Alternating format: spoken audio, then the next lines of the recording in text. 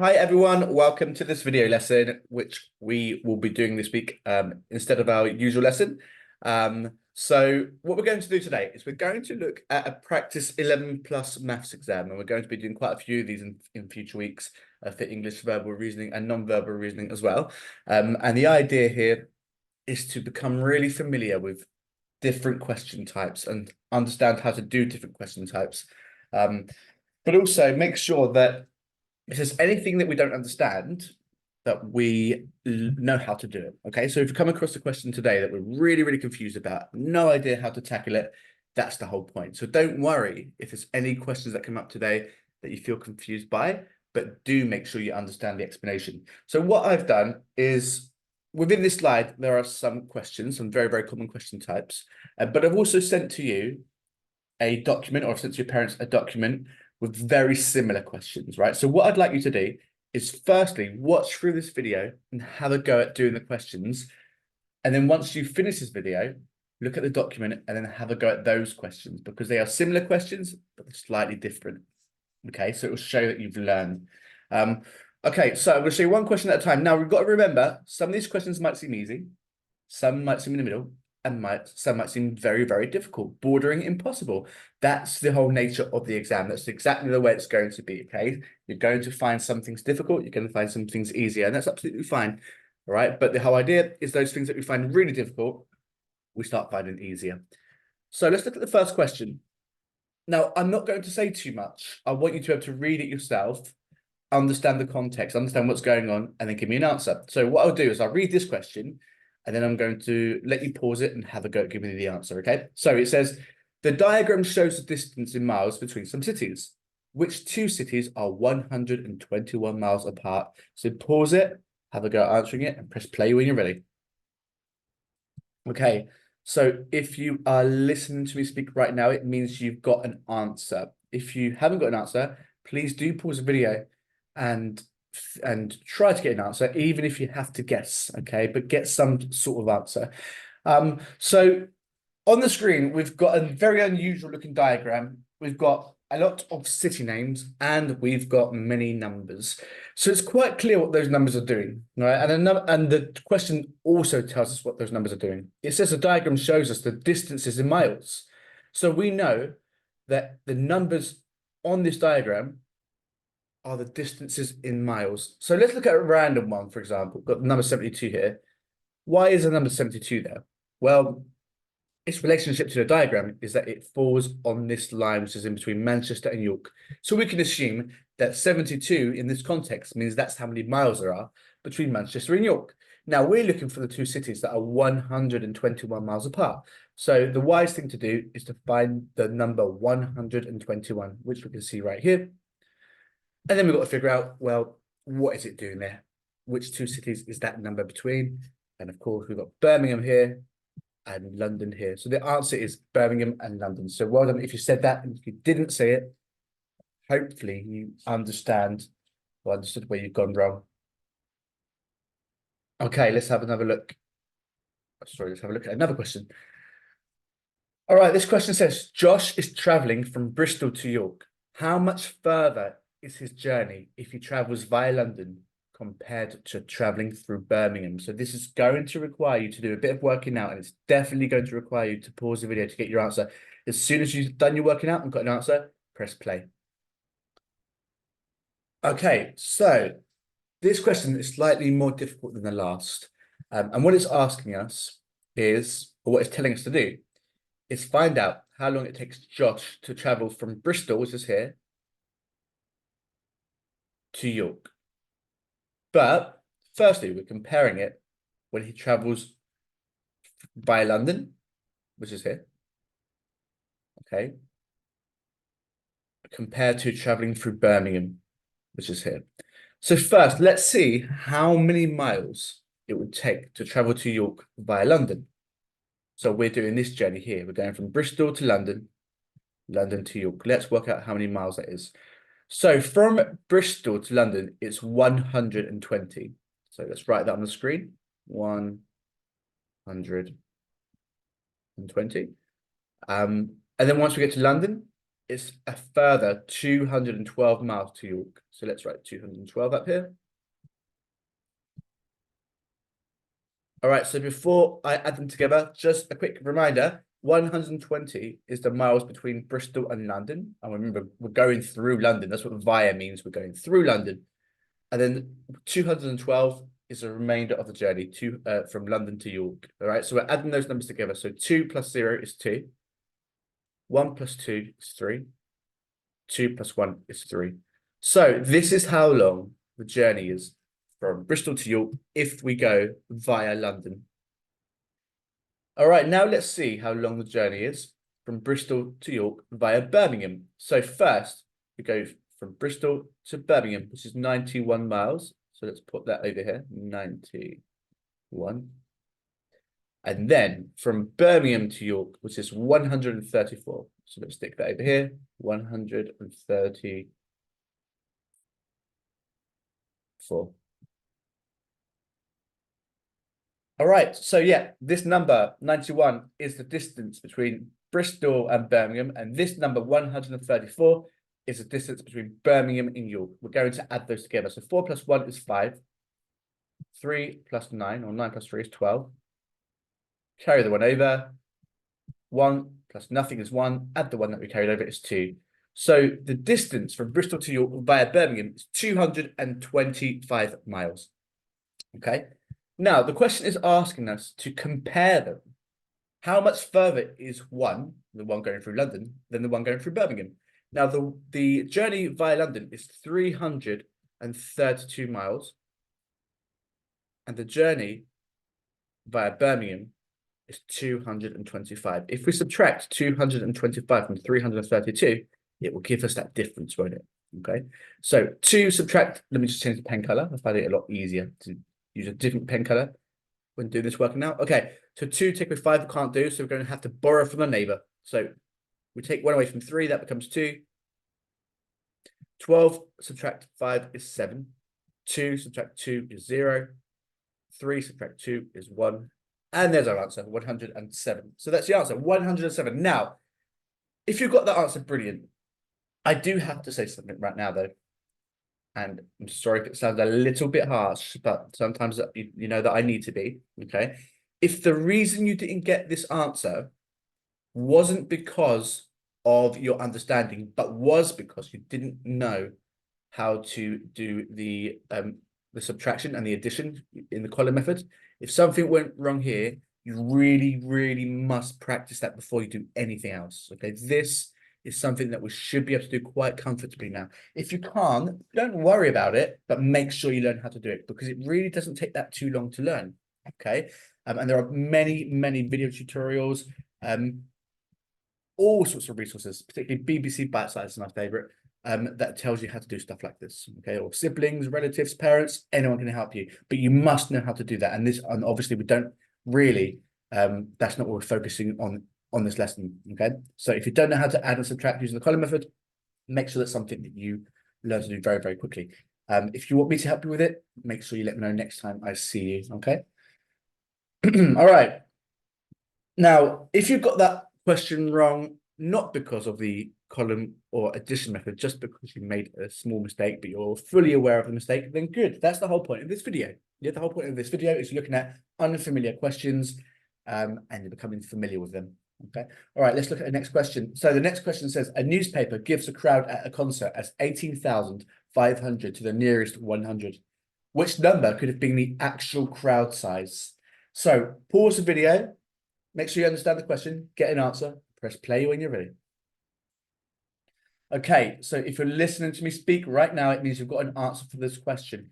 If you don't know, then you need to get in the habit of guessing. So just guess an answer. And I literally mean that. Make sure you've got something in your head, even if it's completely random, because in the exam, if there are any questions that you absolutely have no idea about, you do need to guess. Okay, so let's get in the habit of guessing. All right, but hopefully you didn't need to guess. And if you did, well, watch very, very carefully. So a newspaper gives the crowd at a concert as 18,500 when rounded to the nearest 10. It's asking us, well, which of these numbers could have been the actual size of the crowd before being rounded to 100? Okay, so what we need to do is round each of these numbers to 100 to see which one would give us 18,500. So let's start off with the first one. Now, we know that when we round to the nearest 100, the first step is to locate the hundreds digit, which is here. In fact, let's do that for all of them. So there's the hundreds digit there. Then we've got the hundreds digit here. Then we've got this hundreds, oops, wrong place, excuse me. Hundreds digit here. And then we've got the hundreds digit here. All right, let's look at the first one. Now that we've found the hundreds digit, we look to the number to its right. The number to its right. If the number is 5 or higher, we round up. If you don't know what I mean by that, you'll see in a minute. If the number to the right is 4 or lower, we round down. So can you see that we've got a 9 here, which is 5 or higher, which means we round up. So we can consider the whole hundreds, in this case 599, and decide whether we round up and round or to the next 100 or round down to the next 100. And in this case, because it's a 9, we're rounding up to the next 100. So what's the next 100 after 599? Of course, it's 600. So this figure here, when rounded to the next 100, would be 18,600. This newspaper said it was 18,500 when rounded to the nearest 100. So we know that can't be the answer.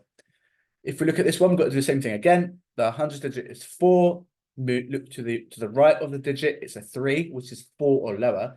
So in this case, we're rounding down. So 439 wouldn't be rounded up to 500. It would be rounded down to 400.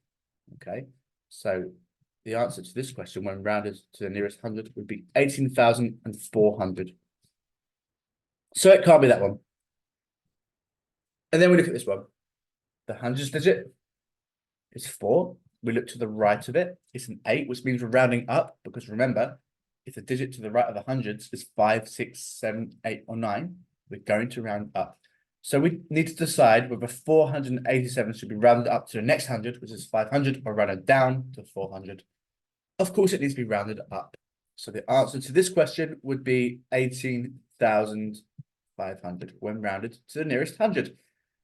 So we've got our answer, but if it makes you feel a bit more comfortable, always look at the last one, just to make sure there's no mistakes that have been made.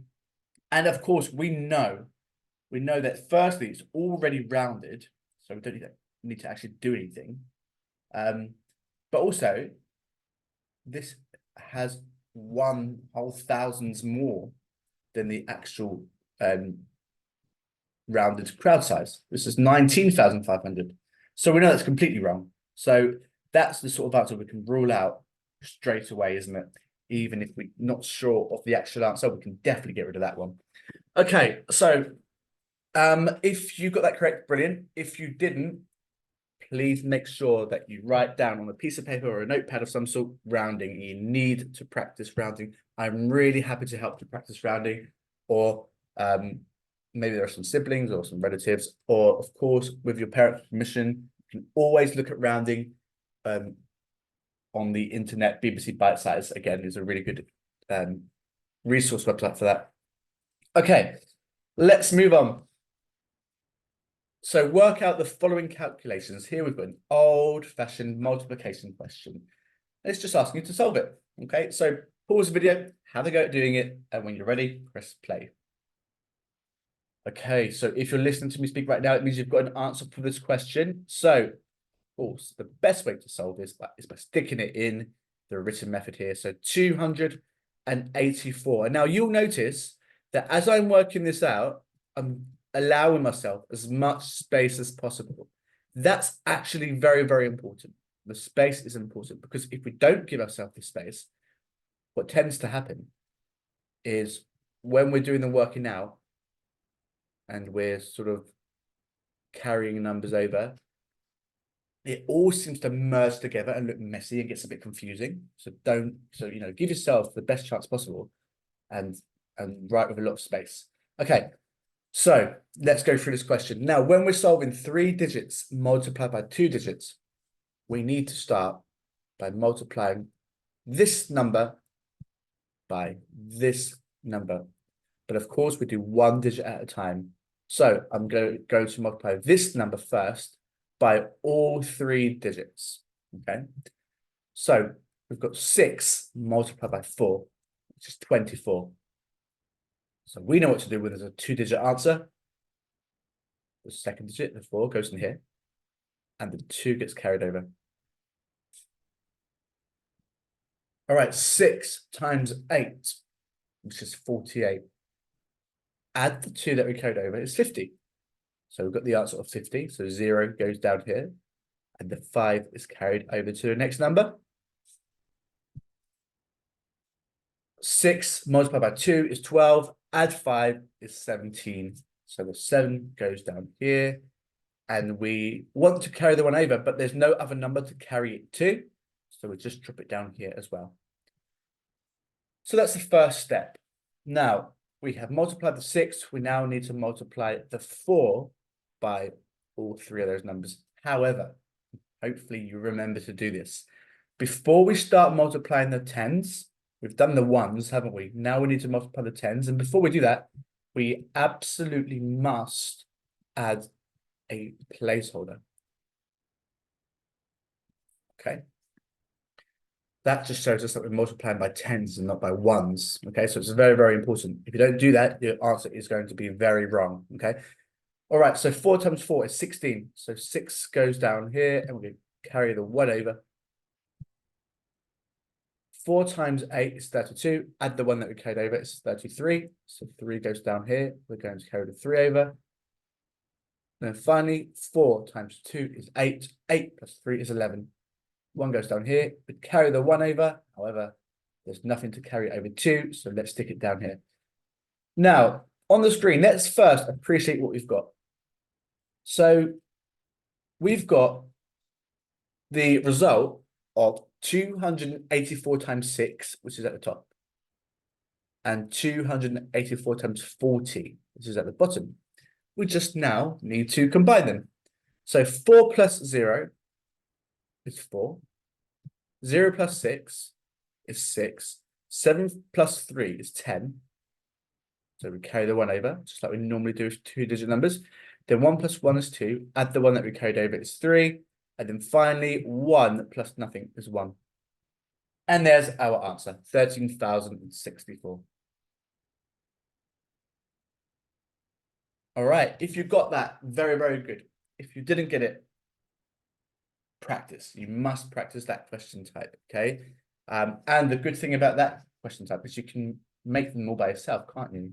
If we're doing 3-digit numbers by 2-digit numbers, you literally just have to think of a 3-digit number, a 2-digit number, and multiply them together. So there's unlimited practice potential there.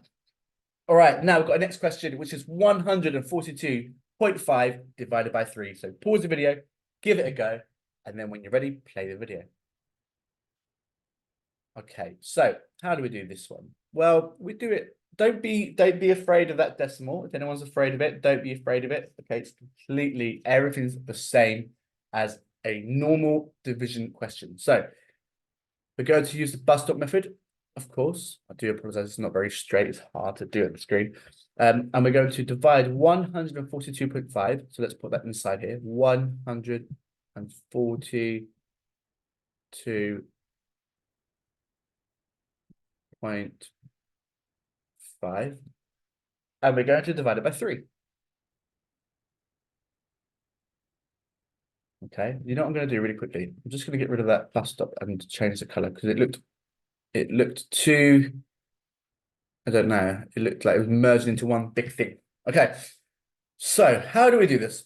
All right, like we normally do a division question. How many times does 3 go into 1? Of course, 3 does not go into 1. It's too big. It goes in 0 times. Now, that 1 hasn't been broken down. We need to divide it. So that means we just need to carry it over to the next number. So this number 1 hops over to the next number, stands in front of it, and this next number now becomes 14. How many times does 3 go into 14? 3, 6, 9, 12. It goes 4 times. But we land on 12 and we wanted to get to 14. So we have a remainder of 2. So that remainder goes in front of the next number. And now we've got 22. How many times does 3 go into 22? 3, 6, 9, 12, 15, 18, 21. It goes in 7 times. We landed on 21. Got a remainder of 1, which goes in front of the next number. Okay, before we do 3 into 15, let's move our decimal point, keep it in its right place? How many times does 3 go to 15? 3, 6, 9, 12, 15. It goes 5 times. And there's the answer. 47.5. Once again, if you are confused by that, you can make your own division questions and practice them. Okay. And please do if you are confused, because you dividing by decimals, by whole numbers, is very, very important. We need to be able to do that. Okay. But once again, if you're unsure, feel free to ask me. Bring it along. Write it down in your notepad that you've got. And make sure you do bring it onto the next lesson so you don't forget. And then I'll remind you how we do this. Okay. Okay. So next question. Now, you guys, the Thursday group, you're the only group this week that are doing the video lesson. This question here has proven more difficult than I thought it would across every group. So some have got it right, but more people than I would have liked have got it wrong. And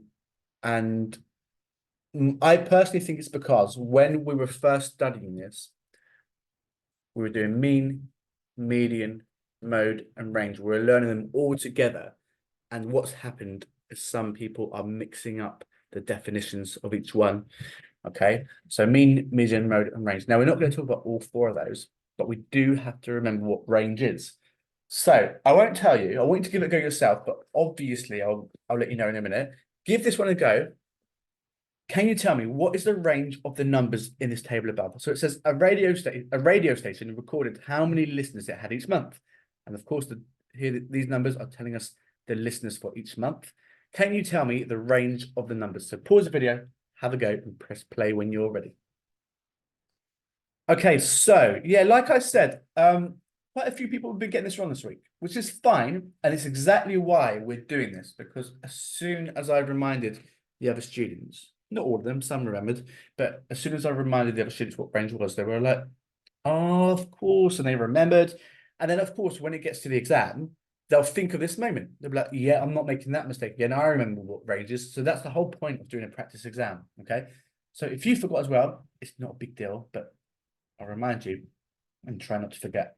So range, what does range mean? Now, range means from one thing to the next. That's what it means in real life. Okay, so for example, here's let's say here's a building 1, here's building 2, and the distance between them is called the range. Okay, or think of a supermarket. Maybe you've got like some cereal here on the shelves. All right, this is where the cereal shelf starts. And then over here, you've got the final cereal item, the shelf. And in between, you've got lots of cereal items. What you might say is this is the range of cereal items from the first one to the last one. This is the whole range. That's what range means, from the first one to the last one. Okay. So when it comes to finding the range of data like this, what we need to do is we need to find the largest number and the smallest number and find the difference between them. So one thing we must make sure we do right is we don't want to compare the wrong numbers, okay? Because even if we know what range is, if we compare the wrong numbers, we're going to get the answer wrong, okay? So we need to make sure that we find the largest number properly and then the smallest number. So what I like to do is I like to cover all the numbers, and then I'm going to drag this across, okay? So let's compare all the thousands. They've all got 9,000s. They've all got 9,000s. So at the moment, the numbers are identical. Then we look at the hundreds. They've all got 800s.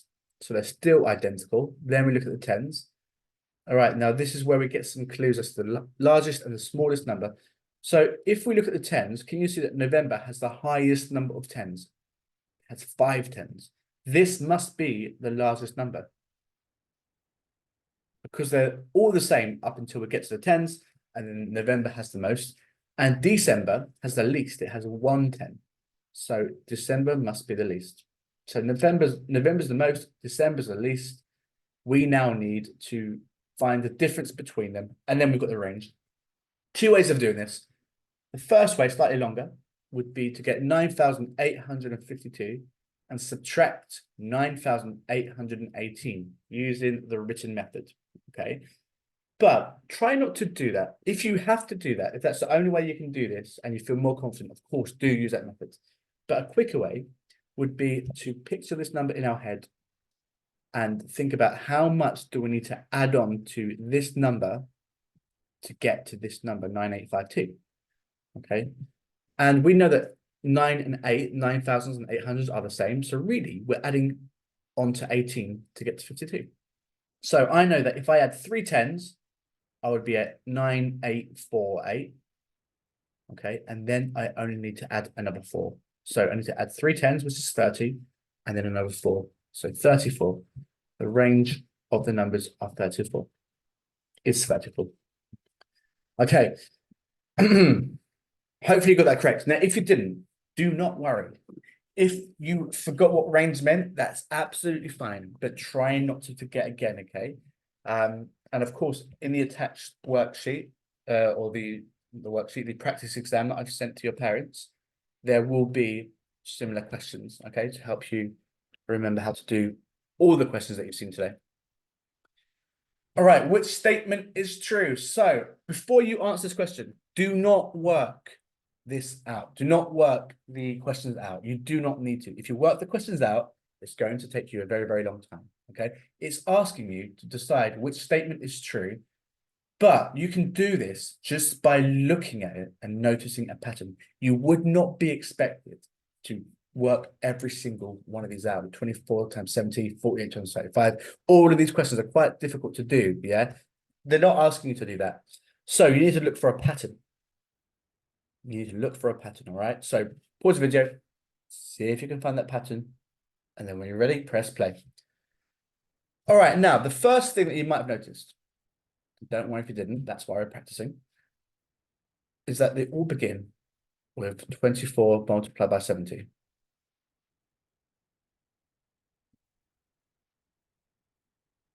Okay? So what we're doing is we are trying to give ourselves some clues as to, well, what could mean the same thing as 24 and 7 times 70 without actually having to work it out.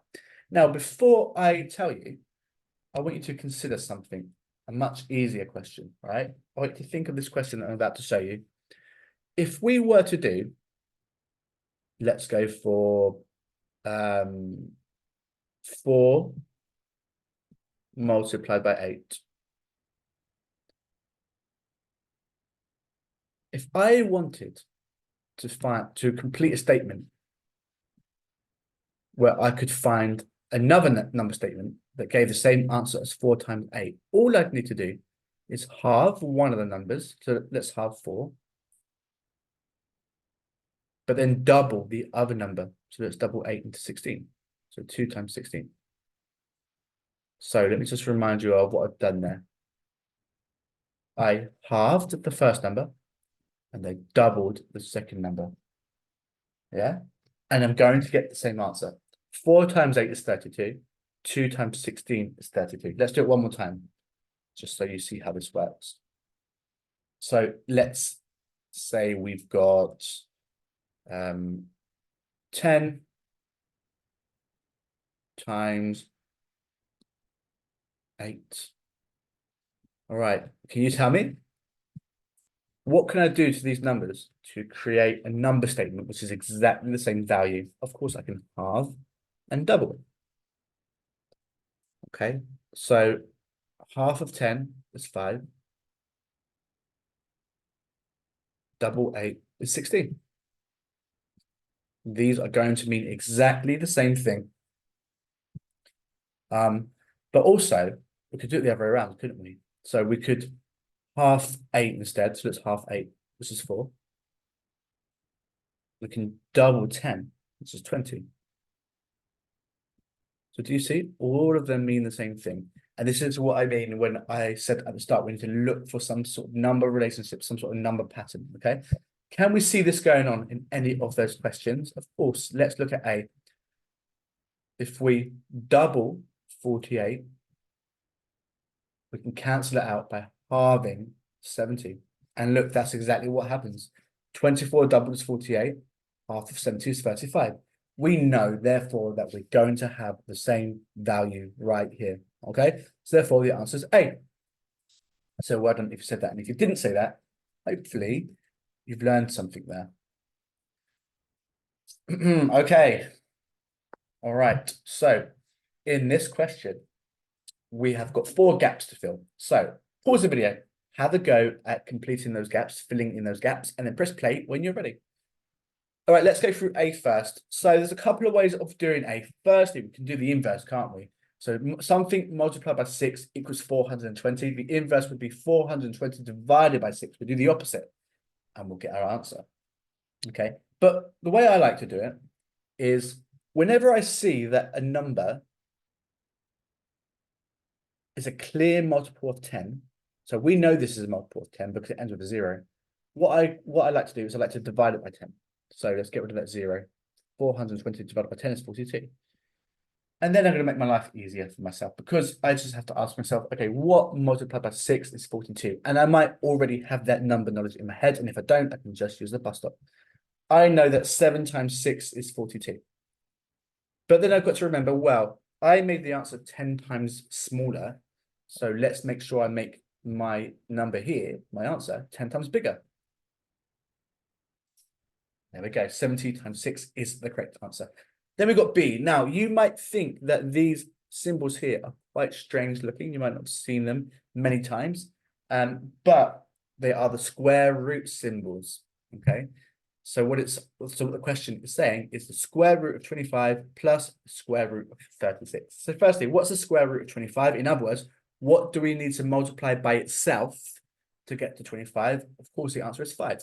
5 times 5 is 25. What do we need to multiply by itself to get 36?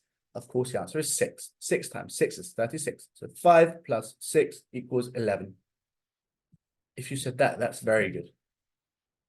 Then we've got 80 multiplied by 0.4. Again, let's make our lives much easier by playing around with the numbers. If you're not comfortable multiplying decimals, we can play around with it, right? And what I mean by that is this 0.4, let's turn it into a 4. How do we turn this into 4? We multiply it by 10. Okay. So done. Multiply by 10. Now, because I multiplied this side by 10, if I divide this side by 10, in other words, do the opposite, it doesn't matter. We're allowed to do that. Okay. So let's divide this side by 10, knock off the 0. Comes 8, doesn't it? 8 times 4 is 32.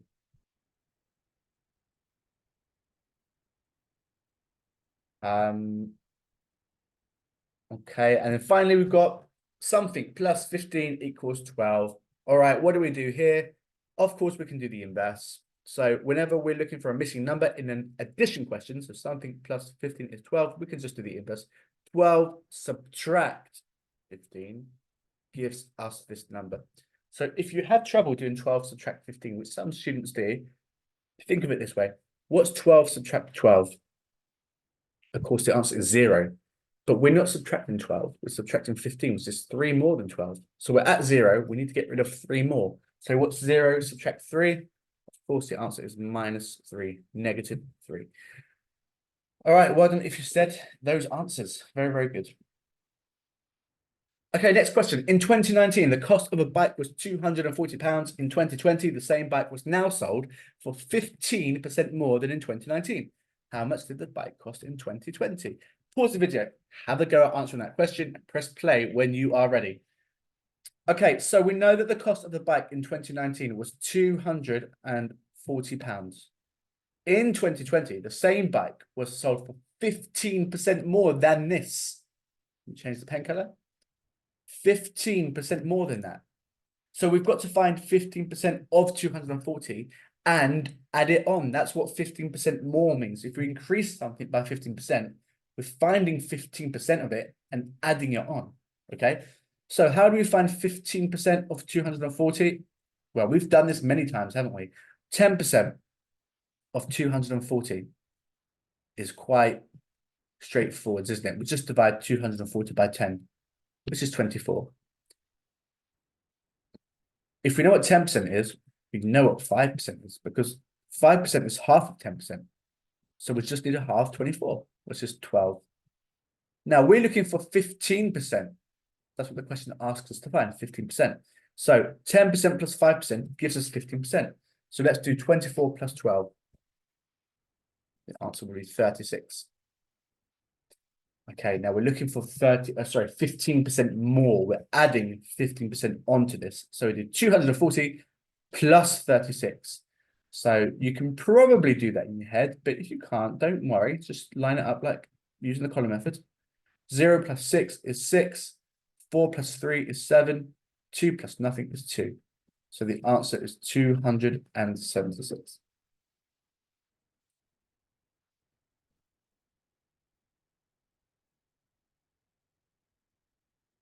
All right, we've got 2 more questions to go. You're doing very, very well. And remember, if there's anything you're unsure of, it's okay. In the practice exam I've sent to you, you're going to have more opportunities at practicing these questions. But of course, make sure, with your parents' permission, you do revise anything that you've struggled with today. Okay. All right, Clem has £6. She spends some money in a shop and gets 50p change. What fraction of her money did she spend? Simplify your answer. Press pause. Have a go. Press play when you're ready. All right. So Clem has £6. She spends some money and gets 50p change. How much money did she spend? Well, if she got 50p change, we should be able to work out how much money she spent. She had £6. She got 50p change. She must have spent £5.50. Now, if you don't know that, that means that you need to practice the idea of money. Okay, and if that's the case, make sure you let me know. But once again, BBC Bite Size has a great resource on money. Okay, if you did know that, let's continue. So she spent 550p or £5.50. Let's call it 550p. It makes it a little bit easier because what we can do is we can convert her £6 into pence, which is 600p. And suddenly we're now working with the same sort of units, aren't we? We're working with pennies. All right. So let's take a look at what we've got here, just in case you're a little bit confused. This is how much money she spent. We know that because she got 50p change and she had £6. And this is how much money she had. So she has spent 550 out of 600. And that's what fractions is, isn't it? All right. So that's our answer. However, we're being asked to simplify it.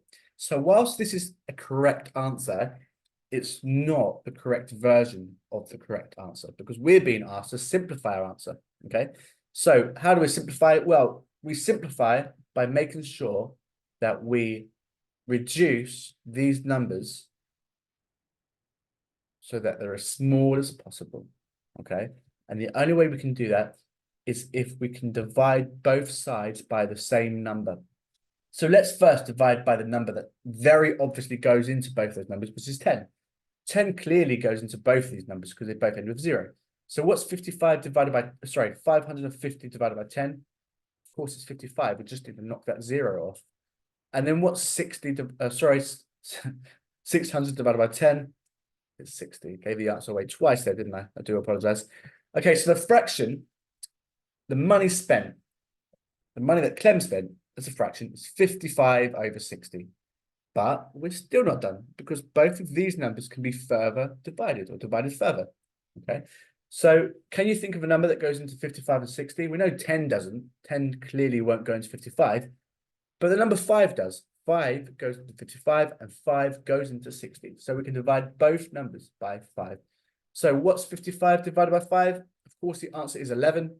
What's 60 divided by 5? The answer is 12. So we're at 11 over 12, and that's the answer. Can we simplify it further?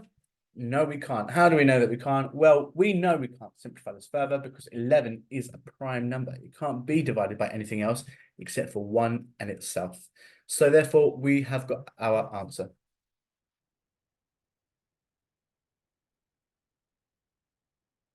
All right, final question. Calculate the size of the missing angles. So on the left-hand side, we've got angle A. Its value is missing. On the right-hand side, we've got within this triangle, value C. is missing. Can you calculate the size of both missing angles? Press pause, give it a go, press play when you're done.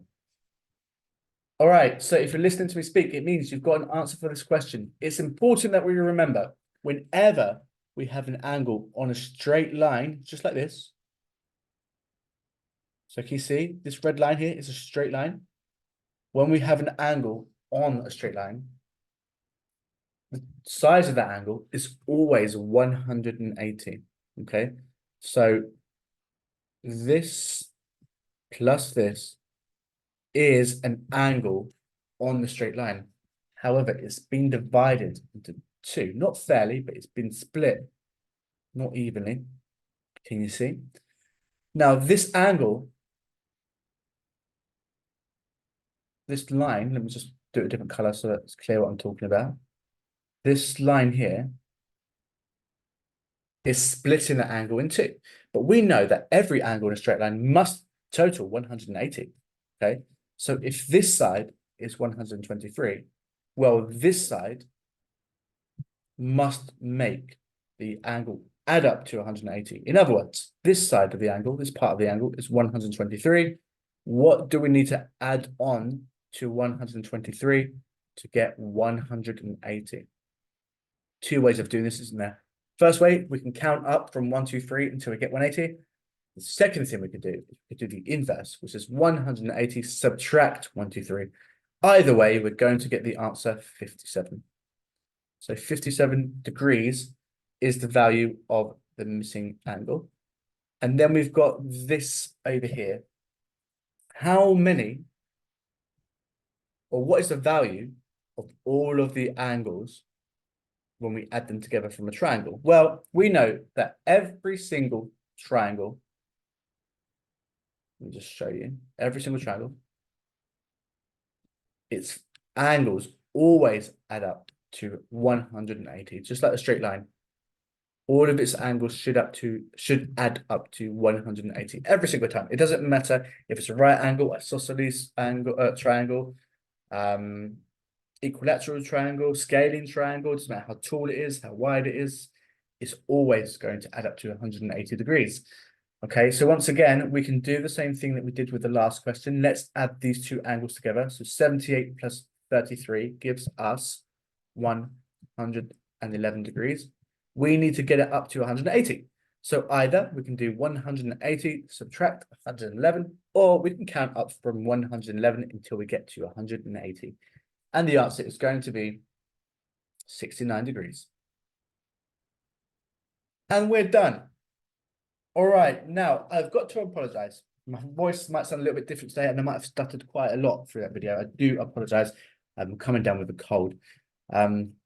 So yeah, huge apologies, but hopefully you've understood clearly everything that we've been through. Now, do not worry, do not panic if there's anything that we've spoken about that you found confusing. The most important thing you can do is practice anything that you found confusing. Ask your parents to revise that area on the internet, particularly websites like BBC Bitesize, or next time you see me, just mention it to me. Make sure you mention to me that there's something that you struggle with, you're not sure how to do it, please let me help you. Of course, if you've got siblings or relatives that are quite capable at maths, you can ask them as well, can't you? But don't let there be a question type that came up today that you don't understand. Okay, make sure you understand it, because you know we want to make sure we get all available marks in our exams.